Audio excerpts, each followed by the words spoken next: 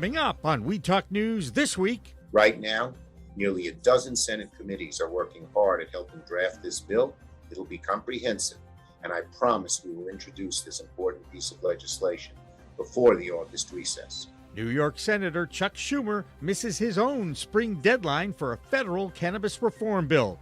Plus, President Biden grants clemency for dozens of cannabis felons fulfilling one long-awaited campaign promise. And close to $1.9 million of cannabis products are sold in New Jersey on their opening day of adult use. Just one of the many cannabis-friendly states from coast to coast to set sales records on April 20th.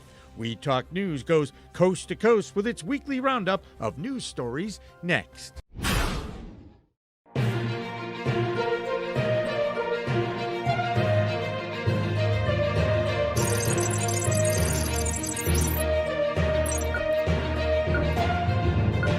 Hi, everyone. Welcome to another edition of Weed Talk News. I'm Elena Pinto reporting for Pro Cannabis Media. 420 has come and gone, and so has the self-imposed spring deadline for U.S. Senator Chuck Schumer to introduce a federal cannabis reform bill. The senior senator from New York is still determined to get this done before the August recess, and said so in a recorded statement for the National Cannabis Policy Summit. Not only would this legislation end the federal prohibition on cannabis, it would also expunge records of federal cannabis offenders and finally reinvest in communities decimated by the war on drugs. Right now, nearly a dozen Senate committees are working hard at helping draft this bill. It'll be comprehensive, and I promise we will introduce this important piece of legislation before the August recess. Not to be outdone, President Joe Biden finally made good on a campaign promise. The president granted clemency to 75 previously convicted cannabis felons by commuting their sentences to time served.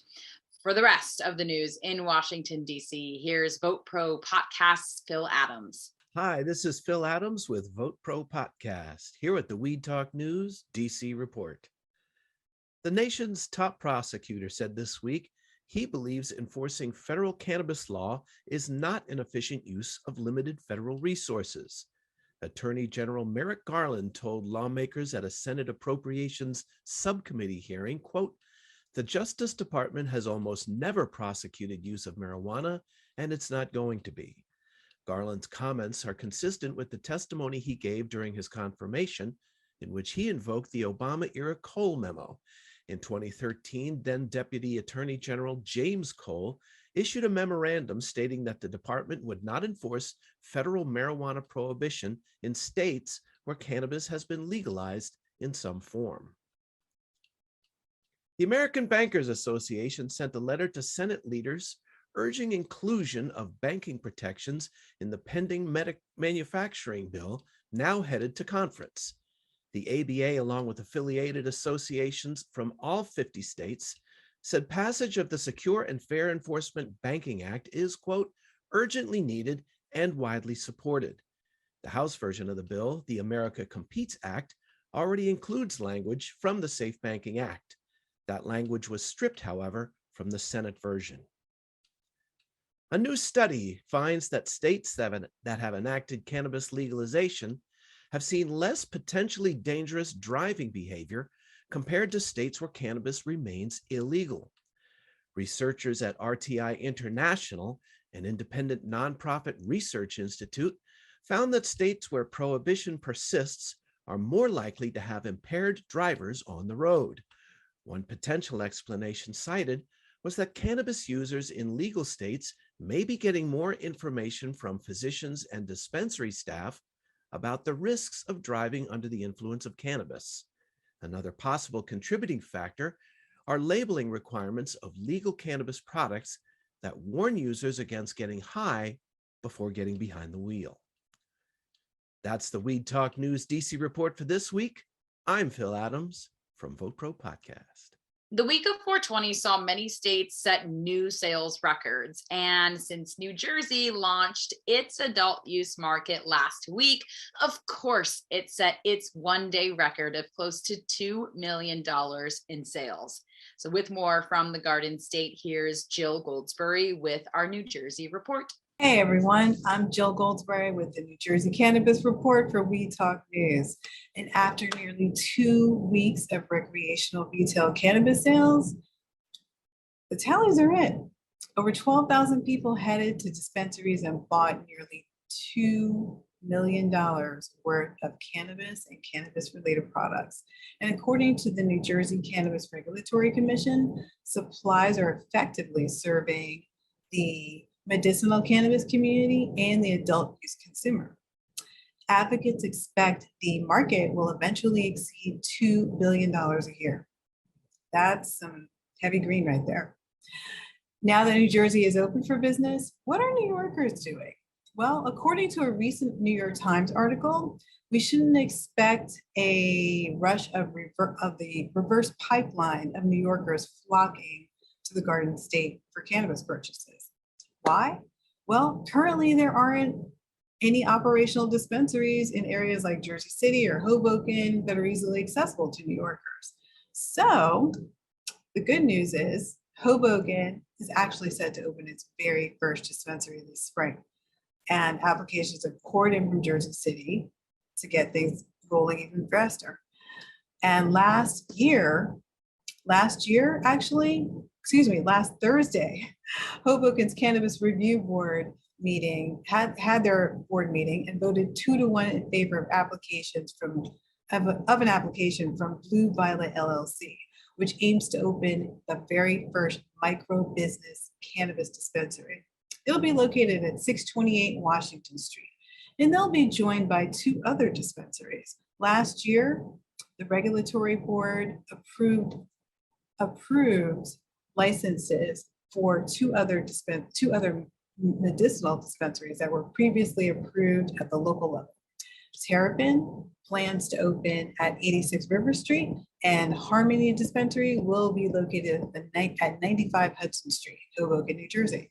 So look out for those. And I'm Jill Goldsberry with the New Jersey Cannabis Report for We Talk News. Next week in New Jersey, Pro Cannabis Media founder Jimmy Young will be taking part in the Athletes in Cannabis trade show in Newark. The CEO of that event is Jeff Walter, and he'll be featured in Friday's Green Rush live show. So here's a preview from Jeff. We are an event. We are a group of people that will help you drive your business to success. That's what we want to do. So incorporated in Athletes in Cannabis is a small Denk Tank, which I think everybody will love the name. It's called Denk Tank. And what we do is we bring in a professional capital company to sit and to listen to all the presentations of people trying to do business in the cannabis space, and so that they can help raise money on the professional level outside of the event. So we do the introductions, they give a presentation. The capital company that's going to be there this time in Newark, New Jersey is Upwise Capital from New York City. And those folks will be running the Denk Tank and hearing about 6 or 7 presentations from companies that are looking to build their business, whether that's an equity investment that they're seeking, or if they're looking for debt funding, convertible notes, or any of the other processes. Another state cannabis market that continues to thrive is Michigan. One of the theories for the success of cannabis adult use sales in that state is the educational programs that refute the reefer madness stigma. One of the leading advocacy groups in the US is NORML, the National Organization for the Reform of Marijuana Laws. And Rick Thompson is the executive director of NORML, and he has our Michigan Cannabis Report. This is the Michigan Report with Rick Thompson on Weed Talk News. Let's begin. Well, many people in Michigan are speaking out against the cannabis regulatory agency's refusal to allow certain statistical and analytical data to be released. In a new MLive article, reporter Gus Burns says his FOIA request for information on routinely conducted lab comparisons was denied based on privacy concerns. Many licensed operators, including the testing labs themselves, would like this information for a variety of purposes. Some statistical data contained within the metric cannabis tracking system is not available to the public, but other stats are, which makes their critics complain that the CRA is selectively holding back information which the industry and consumers could use to make better business and purchase decisions. Well, our 420 holiday in Michigan was a very successful one for cannabis retailers indeed. The Cannabis Regulatory Agency reports $15.5 million worth of regulated market cannabis was sold on Wednesday, the 20th of April, in both the medical and recreational market in Michigan. That's a 45% increase over last year's totals. Now, this includes more than 2 tons of cannabis flower and more than 140,000 cannabis vape cartridges sold on a single day. The government raised more than $2.5 million in recreational cannabis excise tax and sales tax on just 420 alone. Now, Traverse City, one of Michigan's northern population centers and a wonderful place for year-round tourist traffic, is struggling with their adult use cannabis licensing scheme. Council seems stuck on fixing a specific number of cannabis licenses into the city limits, which is a pathway that has led other municipalities into courtroom brawls. Think of Detroit, for example. Other voices are advising Traverse City to avoid license caps completely and allow however many cannabis businesses can fit within their already established zoning protocol, which is the fastest and less litigious way to get cannabis businesses up and running. It's also an invitation for the state's powerhouse mega corporations to buy their way into market dominance. There are no easy answers. The popular community will struggle with this decision, and we will keep you updated. Now, our final story today: what are the top cannabis strains being sold in the United States of Can America? Well, that information was delivered by the wonderful Madeline Scanlon from the Brightfield Group, and they appear in the current issue of Cannabis Business Times. First of all, don't call them strands. It's just wrong. Second of all, don't call them strains either, says Madeline, who likes to refer to the different types of cannabis as cultivars. Without further delay, the top 5 strains mentioned by Madeline are: in 5th place, Sour Diesel; in 4th, Blue Dream; in 3rd is OG Kush; and 2nd is Gelato; and the top cultivar in our nation is Wedding Cake. It seems wedding cake is more popular than actual weddings nowadays. Now let's delve a little bit further into those numbers too. Wedding cake was the top of the crop for flower and pre-rolls, but the vape cart market is dominated by Blue Dream and the Kush. The disposable vape cart market is led by Gelato and Sour Diesel, and Gelato is the top strain in the wild and wacky world of concentrates. Madeline explains that when determining the top numbers, each sub-cultivar of the original was considered. For example, Sunset Gelato or Lemon Pound Cake. Now, you can find more information in the current edition of the Cannabis Business Times, and I will still call them strains because I'm not a robot. And that's it for the Michigan Report with Rick Thompson on Weed Talk News. In Missouri, the clock continues to count down to a deadline of May 13th. For the Cannabis Freedom Act to be voted on. A Republican-led initiative is looking to legalize adult sales, expunge records, open social consumption locations, and allow state cannabis businesses to claim tax reductions in the state. Here's our Missouri reporter, Brandon Jones, with the latest. Hey everybody, it's Brandon Jones again from Distribution Maven, your Missouri Cannabis Report for Weed Talk News. And yeah, May 13th is getting here really quickly. We're all getting excited to see if we can actually get recreational passed here, and we're very happy to have the support of Representative Ron Hicks. I did actually get to hang out with him this last Saturday at the B420 event put on at the West Bottoms. It was a great event, a lot of turnout, and a lot of people getting their medical cards. It's a great event for a lot of education, vendors, and stuff like that. It was really good to see Kansas City's events are taking off. And then my second story here is out of Grown In. So Illicit, which I'm rocking right here, is a very cool company here in Missouri. They're one of the largest cannabis producers here in the state. And they've actually teamed up with the Last Prisoners Project for the Freedoms Campaign. And what this is, the last 8 prisoners that were recently released from cannabis crimes, they're trying to help support them. So they're going down to Tech Nine's recording studio and having all 8 of them do about an hour about their story, what happened, why they were arrested, how they got out, their incarceration, all that time, and trying to raise up to $100,000 to help with their attorney's fees and get them back on their feet once they get out into the real world here and get them some housing and just try to figure out how we can support them. So big ups to Illicit. Last Prisoners Project's always doing great things. So Missouri doing another good thing. My last story is obviously talking about the 420 sales here. We jumped up to 2.85 million for the day. We have just reached the $1 million a day month, $1 million a day just last month. So it's pretty exciting to see it almost triple on 420. So everybody, again, Brandon Jones from Distribution Maven for Missouri Cannabis Report for Weed Talk News. Stay medicated and educated. Have a great week, guys. The news from California continues to be troubling for the cannabis market.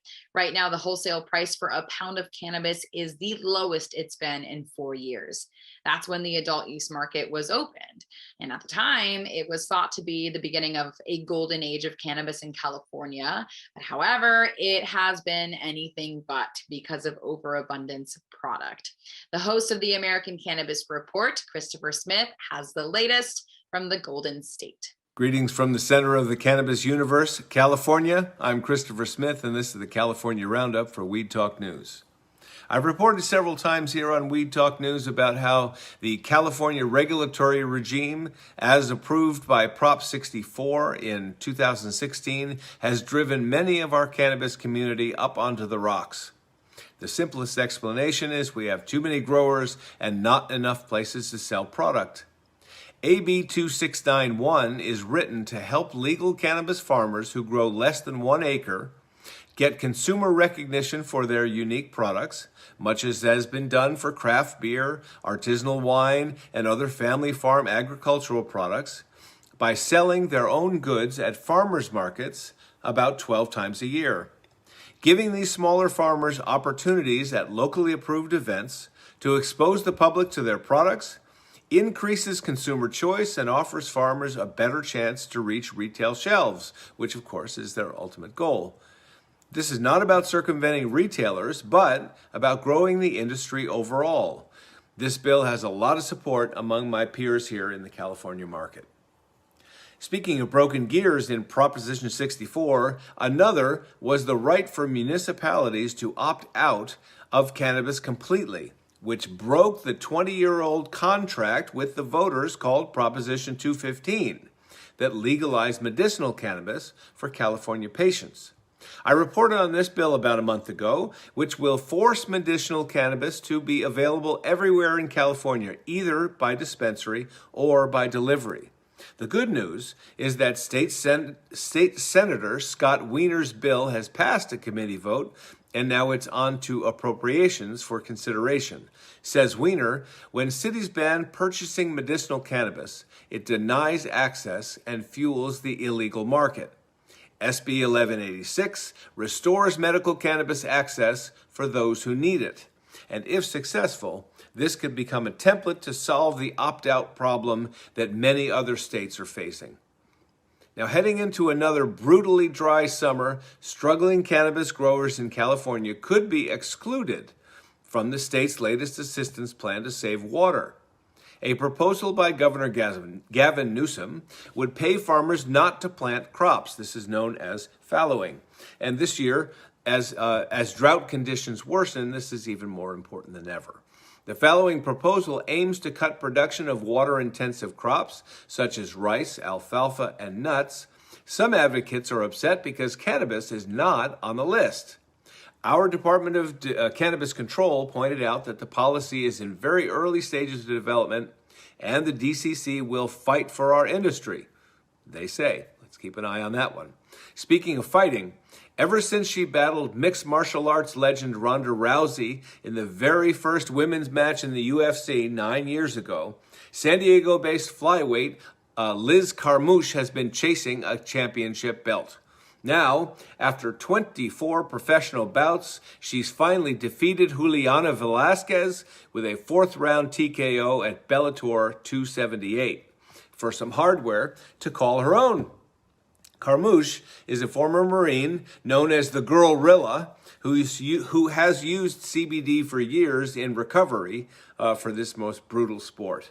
Now, I interviewed Liz several years ago in New York, and I can tell you, as a person, she's great. As a cannabis spokesperson, she is very compelling. And as an athlete, she's absolutely intimidating. Congratulations, Liz. I'm Christopher Smith. publisher of the American Cannabis Report, bringing you the California Roundup on farmers markets, farmer support, fixing Prop 64, and fighting flyweights for Weed Talk News. Remember the story about the Florida wedding where the bride and caterer got caught spiking the wedding meal with weed? Well, both parties were charged this week for what was thought to be a harmless prank. Cannabis News reporter Heather Ullman has that in our Florida report. We're back with the We Talk News Florida report. I'm Heather Ullman from Cannabis Law Report. You could legally have your cannabis wedding cake in Florida and eat it too, with the help of a tenacious and sober event planner, but you cannot drug your guests. Despite that seemingly common sense fact, recent bride Dania Spodbeta hired a holistic plant-based chef and caterer to prepare her wedding food. Approximately 35 guests at her February wedding unknowingly ate food like pudding shot desserts, chocolate-covered strawberries, and even lasagna that all contained THC. Right after the catering staff had either left or were starting to drive off, several attendees called the Seminole County Fire and Rescue and reported feeling fidgety, stoned, and weird. Some experienced stomach pains and vomiting, with 2 individuals telling deputies at the scene they suspected the food was laced with cannabis. Then they requested transport to South Seminole Hospital. At least 3 others pressed charges, and 2 people were noted as too incoherent to give a written statement to police. Nearly 2 months after the first responders assisted multiple people at the Longwood wedding party, the bride and her caterer, Jocelyn Grant, were arrested last Thursday in the Central Florida town of Sanford. The arrest report says several people did test positive for THC, but the guests had not been warned about the laced food. Samples of the food were collected and tested positive for THC. Both women were charged with misdemeanor culpable negligence, a felony charge of delivering marijuana, and a felony violation of Florida's Anti-Tampering Act. On Wednesday, Florida Commissioner of Agriculture and Consumer Services Nikki Fried announced the inaugural Cannabis Equity Summit to take place June 17, 2022, at the Urban League of Broward County in Fort Lauderdale. This is sponsored by the Florida Department of Agriculture and Consumer Services. The one-day summit will concentrate on the theme Accessing Opportunities and Overcoming Obstacles, and it is an opportunity to recognize the inequities that exist. Fried told reporters that, quote, "We need to work together as a community to increase access to the cannabis industry and state legal programs, push for full legalization, and strive for restorative justice for communities impacted by the failed war on drugs." In other news, on Wednesday, Governor DeSantis signed SB 768, which the House and Senate unanimously passed in March. The bill addresses issues involving licensing of medical marijuana treatment centers and prevents the department from renewing the licenses of centers that have not started to grow, process, and sell medical cannabis by the time their license is up for renewal. The bill will also expand the authority of the department to collect samples of all marijuana products for testing purposes rather than just edibles, which is what they can do now. The measure also creates an exception to criminal laws to clarify that department employees can possess, test, transport, and dispose of cannabis in the course of their jobs.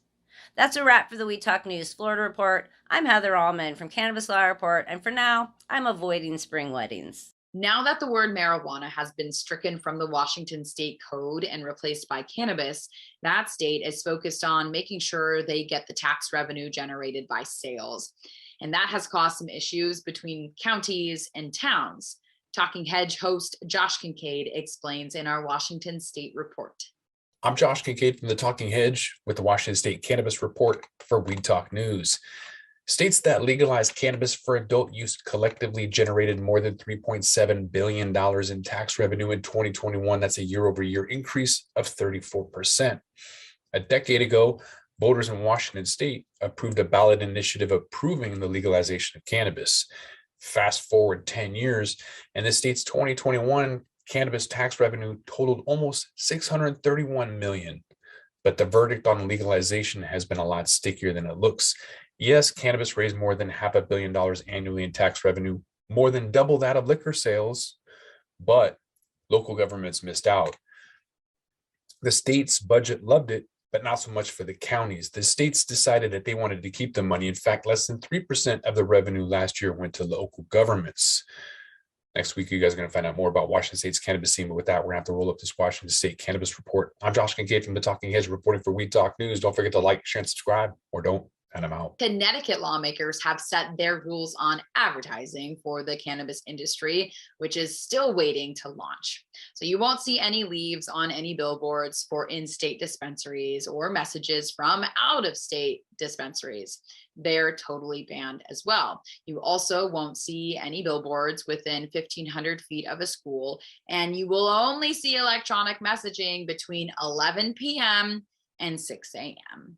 It has also banned commercial gifting of cannabis in exchange for jacked up prices for goods with the bonus of a cannabis gift.